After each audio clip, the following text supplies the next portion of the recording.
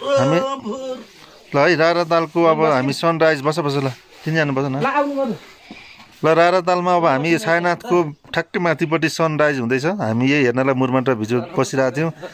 कोही यहाँ स्याँ सुसु गर्दैछन् सनराइजलाई हेर्दै पछाडि पार्दै रारा तालमा घाम चाहिँ पुरै उदाइरहेछ के छ म्याडम तपाईँको ठिक छ पुरै उदाएर आइरहेछ त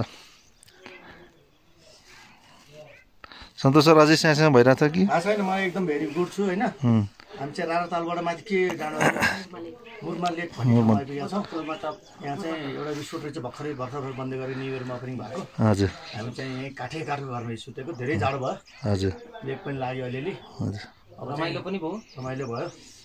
लोकल भाले काटेर खाइयो 3500 भाले गिरा भाले खोजिएको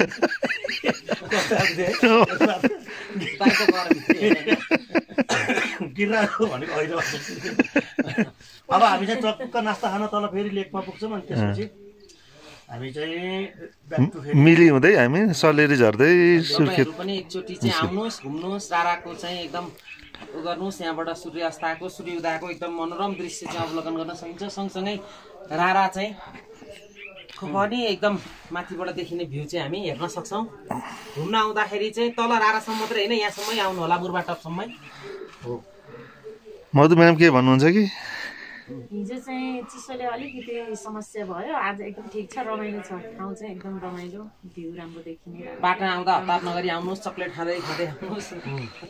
मान्छे छोराछोरीले चक्लेट दिनु पर्ने आफै खानुपर्ने भएन हजुर छोराछोरीले कमेन्ट गर्ला नि फेरि चक्लेट हामीलाई पनि भनेर